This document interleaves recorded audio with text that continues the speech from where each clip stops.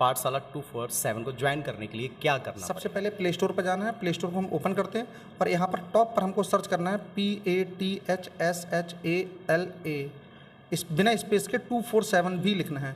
इसको जैसे ही आप सर्च करेंगे तो हमारा मोबाइल एप्लीकेशन टॉप पर ही खुलकर आता है, जिसका नाम है पाठशाला 247।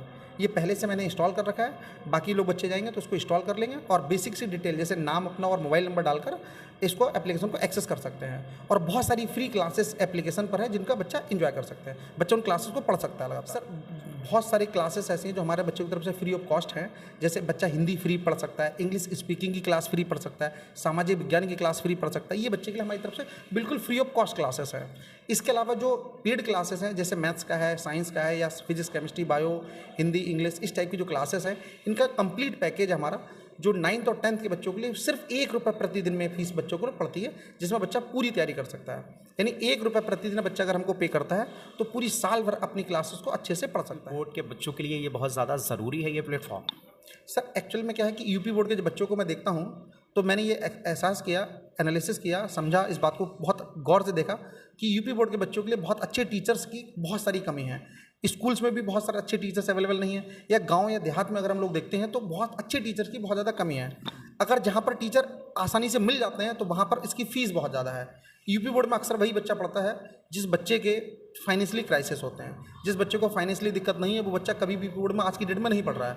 वो पेरेंट्स अपने बच्चों को सीबीएसई बोर्ड के स्कूल में भेजते हैं जहाँ पर बहुत अच्छी फीस पे करते हैं, बट यूपी बोर्ड के बच्चा अगर देखा जाए तो ये गरीब तबके से बच्चा आता है। इस बच्चे को अच्छी एजुकेशन ना मिल पाने के कारण ये बच्चा आगे की चीज़ों में बहुत पिछड़ जा रहा है। जैसे आईआईटी के एग्जाम्स में, नीट के एग्जाम्स में, या एनडीए के एग्जाम्स में, या सीडीएस के एग्जाम्स में ये बच्चा पिछड़ता जा रहा है लगातार। और एजुकेशन में ऐसा होता जा रहा है कि कोई बच्चा पिछड़ना नहीं चाहिए।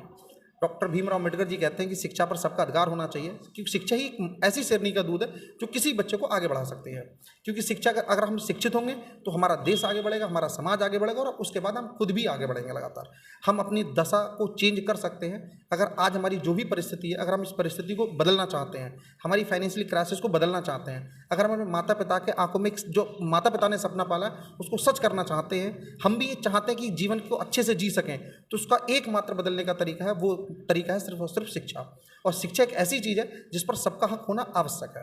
हम लोगों ने पाठशाला 247 board exam prep application launch किया, जिससे हर तबके का बच्चा इससे शिक्षा ग्रहण कर। पाठशाला 247 हर गरीब से गरीब बच्चे के लिए उसके साथ खड़ा है, उसके शिक्षित होने में उसके साथ खड़ा है। अगर ऐसा कोई बच्चा है जो सच में ये फीस पे नहीं कर सकता है तो पाठशाला 247 का ये वादा है कि हम आपको एक नंबर प्रोवाइड करेंगे, उस नंबर पर फ़ोन करके या हमारे ऑफिस पर विजिट करके जो पेड कोर्सेज हैं हम उस बच्चे को फ्री ऑफ कॉस्ट उपलब्ध कराएंगे।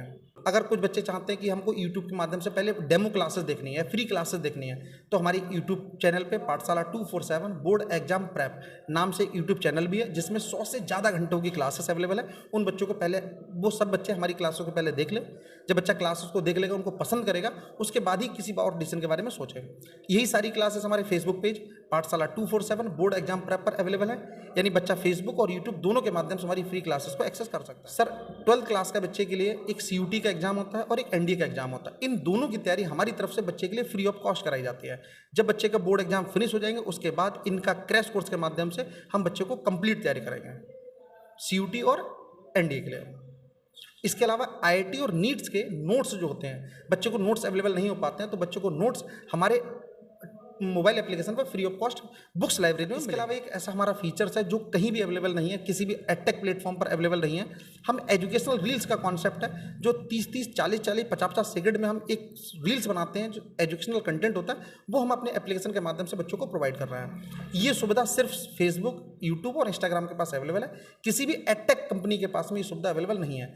ये पहला प्लेटफॉर्म ऐसा है जिस पर ये चीज़ें आपको मिलेंगे एजुकेशनल रील्स के माध्यम। ये 11th क्लास का फर्स्ट चैप्टर चल रहा है जिसका नाम सेट है, जिसे हिंदी में समुच्च बोलते हैं। हाँ, इस समय हमें कई सेट दिए होंगे तो उनसे कंबाइंड करके पूछेगा, यूनियन, इंटरसेक्शन, मिक्स करके भी पूछ सकता है। इस तरीके के टॉपिक इसमें चल रहे हैं। काफ़ी कुछ हो भी चुका है, बस इस चैप्टर के लगभग लास्ट में चल रहे हैं। अच्छा, सबसे ज़्यादा किस न्यूमेरिकल को लेकर परेशानी आती है बच्चों को दरअसल क्या होती है, जब वहाँ पर मिक्स वाले क्वेश्चन चलते हैं इस चैप्टर में, जैसे वेन डायग्राम है, या मतलब कह सकते हैं आलेख वाले क्वेश्चन होते हैं, ग्राफ वाले होते हैं, वेन डायग्राम बनाने वाले होते हैं, तो ऐसे क्वेश्चनों में बच्चों को अक्सर मतलब दिक्कत आती है।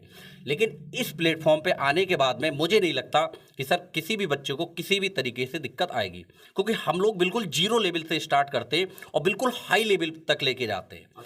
हम लोग लास्ट में जब चैप्टर खत्म हो जाता है उसके लास्ट में सर एनडीए के क्वेश्चन भी कराते हैं, इसमें XY ग्रुप के भी कराते हैं, यहाँ पर IIT मेंस तक के क्वेश्चन कराते हैं। मतलब बच्चा यहाँ से पढ़ने के बाद में यूपी बोर्ड के तो मतलब रिजल्ट बनाएगा ही बनाएगा, हाईएस्ट मार्क्स बनाएगा ही बनाएगा, और साथ ही साथ में सर किसी भी कंपटीशन को जो 10th +2 यानी कि 12th से रिलेटेड है बहुत आसानी से क्रैक कर देगा वो। मतलब बाहर अगर कहीं तैयारी भी करने जाएगा ना तो उसे ये नहीं लगेगा कि सर कुछ नया पढ़ा रहे हैं, मतलब ऐसा लगेगा उसे कि ये तो हम पहले ऑलरेडी पाठशाला 24/7 से पढ़ चुके हैं। जी, किसी भी तरह की उसको कोई परेशानी नजर नहीं है। किसी भी प्रकार की यहाँ परेशानी नहीं आएगी।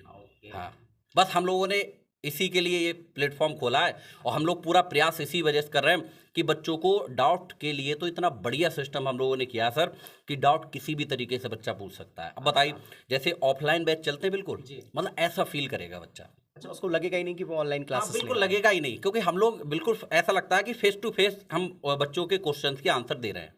हाँ, बिल्कुल क्लियर। ये हमारा पहला स्टूडियो था जिसमें क्या कहते हैं मैथ्स की क्लास चल रही थी मिस्टर टिंकू राठौर सर के द्वारा। अब मैं आपको सेकंड स्टूडियो में लेके चलता हूँ जिसमें हमारी क्लास चल रही है फैजान सर के द्वारा केमिस्ट्री क्लास। एक बार मिलते हैं सर से। सर ये क्लास 12th का सब्जेक्ट है केमिस्ट्री। मैं यहाँ पर केमिस्ट्री क्लासेस लेता हूँ और हम लोग जो है चैप्टर 2 इस वक्त पढ़ा रहे हैं बच्चों को वाष्पदाब के बारे में। केमिस्ट्री में सबसे ज़्यादा कठिन क्या होता है बच्चों के लिए, क्या समझ नहीं आता है? सर बायोलॉजी के बच्चों की अगर मैं बात करूं तो उनके लिए जो फिजिकल पार्ट होता है केमिस्ट्री का वो थोड़ा सा डिफ़िकल्ट पड़ता है, क्योंकि उसमें न्यूमेरिकल्स वगैरह होते हैं इस वजह से। और अगर मैं बात करूं मैथ्स वाले बच्चों के लिए तो उसमें जो इनऑर्गेनिक का पार्ट होता है, क्योंकि उसमें कुछ चीज़ें थोड़ी सी रटने वाली होती हैं, हालांकि सबका लॉजिक होता है बट उसमें कुछ चीज़ें हमें रटना होती हैं, तो मैथ्स वाले बच्चों के लिए वो थोड़ा डिफ़िकल्ट पड़ता है। अच्छा, कैसा तालमेल होता है मीन्स बच्चों का और आपका ऑनलाइन क्लास में? सर तालमेल तो बिल्कुल ठीक होता है, और उसमें क्या होता है कि जब हम लाइव क्लासेस लेते हैं तो बच्चे जो हैं बहुत अच्छे से हमारे साथ कमेंट वगैरह करते हैं, जो भी प्रॉब्लम उन्हें आती है वो वहाँ पर पूछते हैं, हम यहाँ पर उनको जो है पूरी तरीके से डिस्क्राइब करते हैं। अच्छा, पाठशाला 24/7 कैसे करके बच्चों को एजुकेशन दे रहा है, कैसा रिजल्ट आ रहा है, कैसा लग रहा है बच्चों को पढ़ते हुए? सर देखिए, ऑनलाइन प्लेटफॉर्म तो बहुत सारे हैं हमारे यहाँ, ठीक है, बट यूपी बोर्ड के बच्चों के लिए हम लोगों ने पहली बार ये सेटअप लगाया है और इसको इतना ज़्यादा मतलब आसान बनाने की कोशिश की है कि अगर कोई बच्चा बहुत कम इंटरनेट के बारे में जानता है तो बहुत आसानी से जो है इसको जो है चला पाएगा या फिर अपनी जो भी क्लासेस हैं उनको देख पाएगा। और साथ ही साथ जो हमने एक एप्लीकेशन लॉन्च किया है उस पर बहुत सारी चीज़ें हैं, जैसे कि क्लासेस तो हमारी होती हैं, साथ ही साथ पढ़ने के दौरान बच्चे को डाउट्स बहुत आते हैं, तो उनके लिए हमने डाउट क्लासेस लगाई हैं। और कुछ बच्चों को जो है बुक्स नहीं खरीद पाते हैं, क्योंकि बुक्स आजकल आपको पता है कि बहुत महंगी आ रही हैं, तो उनके लिए हमने बुक लाइब्रेरी रखी हुई है अपनी एप्लीकेशन में, तो उससे बहुत फ़ायदा होता है बच्चों को। और साथ ही साथ क्योंकि बच्चे जो हैं बच्चों को ठीक तरीके से नोट्स नहीं मिल पाते हैं, उसके लिए हमने वेल डिज़ाइन जो है नोट्स रखे हुए हैं, प्रिंटेड नोट्स भी है हमारे पास, और उसमें डायग्राम वगैरह बहुत कलरफुल नोट्स हैं। कोई भी अगर जाके देखेगा तो उसको फील होगा कि हाँ कुछ डिफरेंट है। पहली बात तो मैं आप लोगों से ये बोलना चाहूँगा कि अभी तक यूपी बोर्ड के इस हिस्ट्री में यूपी बोर्ड के मतलब हम ये कहना चाहते हैं कि हिंदी मीडियम के बच्चों के लिए कोई भी ऐसा सेटअप ऑनलाइन प्लेटफॉर्म नहीं आया था जो कंप्लीट कोर्स इवन विद जो कहते हैं ना कि फ़ीस होती है वो ना के बराबर हो, और बच्चों को जो कन्वीनियंस नहीं होता है उस सबको हम लोग अवेलेबल करा रहे हैं इस तरीके से कि घर घर जो एक इवन मुझे लगता है सबके पास एक मोबाइल तो घर में होता ही है, ठीक है। तो बच्चों को एक मोबाइल के सहारे हम लोग कंप्लीट एजुकेशन दे रहे हैं, वो भी ना मात्र की फ़ीस में। अगर वो भी हमें लगता है कि ऐसा हो जाए कि बच्चे के पास ये भी नहीं है तो हम लोग उस पर भी राज़ी हैं, पर एजुकेशन सब तक पहुँचनी चाहिए, मेनली 10th और 12th की क्लास के स्टूडेंट्स के लिए। वैसे तो हम लोग 9 से 12 तक चला रहे हैं। अब हम ये बताएं कि हम डिफरेंट कैसे हैं। डिफरेंट होने का नज़रिया ये, पहले तो इसका सीधा सा आंसर ये है कि एक बार बच्चा पढ़ कर देखे, अगर उसे ये लगता है, जैसे मैं अपनी फिजिक्स की ही बात करूं तो किसी से भी अगर कंपैरिजन करता है उसे यहाँ से कुछ अलग नहीं मिलता है तो ये जज तो बच्चा ही करेगा। और सबसे अच्छी बात ये है कि पढ़ना और मेरा पढ़ाना दो चीज़ें हैं। अगर बच्चे को समझ में आ रहा है तो वो मुझे मतलब फॉलो करे, और हमारा डिफरेंस ये है कि हम वो चीज़ें कर रहे हैं बच्चों के लिए कि पहला मैं आपसे बोलना चाहूँगा यूट्यूब पर अभी तक कोई भी चीज़, कोई भी प्लेटफॉर्म कंप्लीट एजुकेशन नहीं दे रहा है, मतलब पूरा का पूरा सिलेबस हम लोग कंप्लीट प्रोवाइड करा रहे हैं, ठीक है। तो पहला पार्ट तो ये हो गया कि आप लोगों को अगर किसी भी बच्चे को हम एडवाइस करें कि हम पाठशाला 247 पर क्यों जाना चाहते हैं, तो वो रीज़न ये है सिर्फ और सिर्फ कि यहाँ पर कंप्लीट चीज़ें मिलेंगी ज़ीरो से, और अपर लेवल तक, मतलब इवन मैं ये भी कह सकता हूँ कि कहीं पर भी ट्यूशन की ज़रूरत ही नहीं है आपको। अब कहीं पर भी आपके पास एक मोबाइल होना चाहिए, डेटा उसमें होना चाहिए, और आप यहाँ से कहीं भी नहीं जाए। एक फार्मूला जो F=ma भी होता है ना, वो भी हम यहीं पे सिखा देंगे और पूरा अपर लेवल तक उसे ले जाएंगे। फिजिक्स में क्या परेशानी आती है बच्चों को, सबसे ज़्यादा क्या क्वेश्चन पुट अप करते हैं? पहले मैं आपको बताऊं, फिजिक्स की सबसे बड़ी दिक्कत ये है कि बच्चों के दिमाग में एक डर बना हुआ है कि फिजिक्स कठिन है। लेकिन अगर मैं एक चैलेंजिंग मोड पर जाकर ये बोलूँगा कि अगर कोई बच्चा मुझसे फिजिक्स पढ़े, ये मेरा कोई एटीट्यूड नहीं है, ना ही मुझे ओवर कॉन्फिडेंस है, जब वो मुझसे शुरू से क्लास लेगा और वो एक बार पढ़कर देखे तो वो खुद हाँ या ना में आपको जवाब देगा कि फिजिक्स वाकई में टफ नहीं होती है। क्योंकि फिजिक्स एक अकेला ऐसा सब्जेक्ट है जिसमें हर बात का लॉजिक है। हर मतलब इवन गर्ल्स जो होती हैं उन्हें ये लगता है कि फिजिक्स बहुत टफ है, कैलकुलेशंस होती हैं, बहुत कॉन्सेप्ट्स होते हैं। ऐसा कुछ नहीं है। एक बार आप मुझसे पढ़कर देखिए, मैं आपको चैलेंज पर जाकर बोल रहा हूँ कि अगर बच्चा पढ़ने वाला है और वो चैन से मेरे सामने बैठ जाए तो मैं पाठशाला 247 के इस ऑनलाइन प्लेटफॉर्म पर इतना आगे जाकर के आपको दिखाऊंगा, ठीक है। बस बच्चा उस लेवल से मुझे समझने वाला होना चाहिए, मैं किस गहराई तक लेके जाऊंगा। फिजिक्स कठिन नहीं है, ये चाहे हमेशा की बात रहे, मैं यही बोलूंगा। आपको समझने के लिए पाठशाला 247 पर आना बिल्कुल बिल्कुल, और मैं यही कहूँगा। और आप देखिएगा, मुझे ऐसा लगता है कि अगर इंसान बेहतर करता रहे तो एक टाइम ज़रूर आएगा कि मैं उस लेवल पर लेके जाऊँगा बच्चों को जहाँ उन्हें ये लगता है कि यूपी बोर्ड में बच्चे आज भी लैग कर रहे हैं, मतलब पीछे जा रहे हैं, कि उन्हें फिजिक्स कठिन लग रही है। बायोलॉजी बहुत अच्छी लगती है क्योंकि टोटल थ्योरेटिकल है। मैथ में बच्चों का कम इंटरेस्ट है क्योंकि न्यूमेरिकल्स की वैल्यू ज़्यादा है। केमिस्ट्री में थोड़ा मिक्सअप होता है, ठीक है। फिजिक्स में मतलब चीज़ें वाकई में बहुत ज़्यादा ब्रॉड हैं।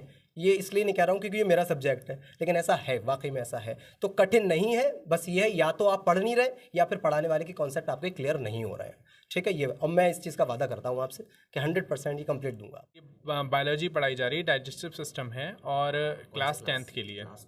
Yes sir. मुझे लगता है बायोलॉजी बहुत इंटरेस्टेड सब्जेक्ट है ना, sir. बहुत अच्छा लगता है लोगों को। लेकिन पाठशाला के थ्रू कैसे इसको और इंटरेस्टेड बना रहे हैं आप? पाठशाला के थ्रू से हम नए नए डायग्राम्स को ऐड करेंगे, हम उन्हें बनाने का अच्छा तरीका बताएंगे बच्चों को। और हम मेन मकसद इस पाठशाला का ये है कि ये कंपटीशन के और बोर्ड के बीच के गैप को कम कर सके। तो बहुत सारे बच्चे होते हैं जो कॉम्पिटिटिव एग्ज़ाम की तैयारी करते रहते हैं, और या फिर वो पहले बेसिक्स कोचिंग करते हैं, है ना। तो दोनों की कोचिंग में बहुत डिफरेंस देखने को मिलता है। तो हमारी पाठशाला का ये उद्देश्य है कि हम अपनी पाठशाला के माध्यम से बच्चों के इस गैप को कम कर सकें, उन दोनों कोचिंग को एक साथ ऑर्गेनाइज कर सकें, जिसमें आप बोर्ड भी तैयार कर सकें और आप कॉम्पिटिटिव एग्ज़ाम के लिए भी सक्सेसफुल हो सकें। और हमारी टीम इसके लिए बेहतर प्रयासरत है, और सर ये कोशिश है कि हम अपना बेहतर करके ले जाएंगे।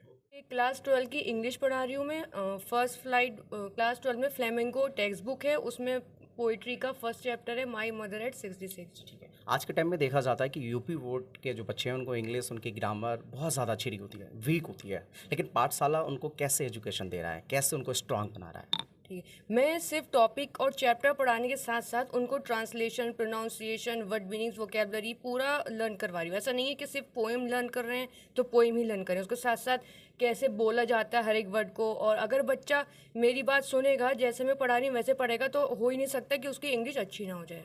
अच्छा जी। कैसे क्वेश्चन करते हैं बच्चे आपके सामने, मतलब क्या पूछना चाहते हैं, सबसे ज़्यादा उनको क्या परेशानी आती है इंग्लिश में? सबसे ज़्यादा बच्चों की स्पेलिंग्स मिस्टेक्स होती हैं, क्योंकि बाकी के सब्जेक्ट जो है हिंदी में होते हैं, इंग्लिश में उनको सिर्फ एक ही सब्जेक्ट होता है, इसलिए स्पेलिंग्स मिस्टेक्स ज़्यादा रहती हैं। और पंक्चुएशन मार्क्स में comma, capital letters, inverted comma, apostrophe, इन सब में जो है बच्चों की मिस्टेक्स। सर मैंने अभी आपको स्टूडियो में क्लासेस दिखाई, सारे टीचर्स आपकी क्लासेस देखी आपने, और कैसे क्लासेस ले रहे हैं, किस तरीके से क्लासेस लेते हैं, टीचर्स का क्या मिशन है इस चीज़ को लेकर कि बच्चे की क्लासेस बहुत शानदार हों।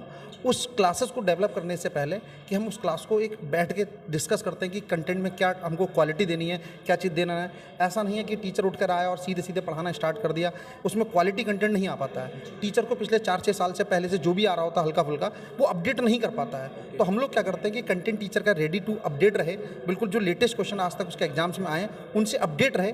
उसके लिए हमारी पूरी टीम अपना बैठ के R&D करती है, रिसर्च करती है, कंटेंट तैयार करती है, फिर बच्चों को अच्छा कंटेंट प्रोवाइड करते हैं। तो वो जहाँ भी तैयार करते हैं हम उसका टीम देखते हैं, लगातार कहाँ बैठ कर डिस्कस करते हैं। अच्छा जी। अच्छा, ऐसा नहीं होता है कि टीचर आए और स्टूडियो में गए पढ़ाने लगे? ऐसा नहीं है सर, ऐसा नहीं है कि टीचर आए और कहीं भी पढ़ा के चले गए बैठ के खाली। हमारी पूरी टीम है, पहले 3-4-5 घंटे लगातार बैठ के रिसर्च करती है कि क्या कंटेंट हमको बच्चों को पढ़ाना है, फिर बच्चों को कंटेंट डिलीवर करते हैं कि सिंगल मिस्टेक ना रहे, उसमें एरर का नामो निशान गायब हो जाए। उस तरीके से हम लोग पढ़ाने की कोशिश करते हैं बच्चों को। ठीक है। तो ये हमारा प्लेस है जहाँ पर बैठ के सारे टीचर्स एक तरह से डिस्कस करते हैं लगातार। जी जी, जहाँ पर टीचर्स बैठे हैं लगातार सारी चीज़ क्लास को डिस्कस करते हैं कि क्या कंटेंट है, ताकि बच्चों को दिक्कत परेशानी ना आए बढ़ के चले।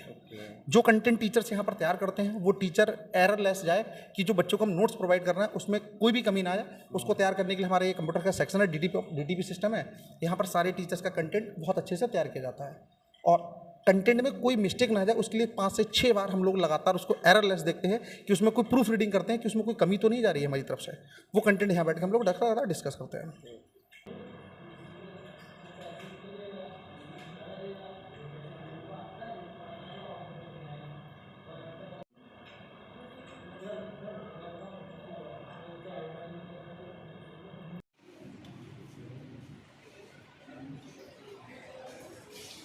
आ चुका है तो 5 को भी लेना होगा और 6 भी। मतलब एक अवयव बच्चों एक ही बार लेंगे, एक से ज्यादा नहीं ले सकते। अगर कोई अवयव किसी समझ में रिपीट हो भी रहा है तो वहां पर उसको एक बार लिख देंगे कि वैल्यू हम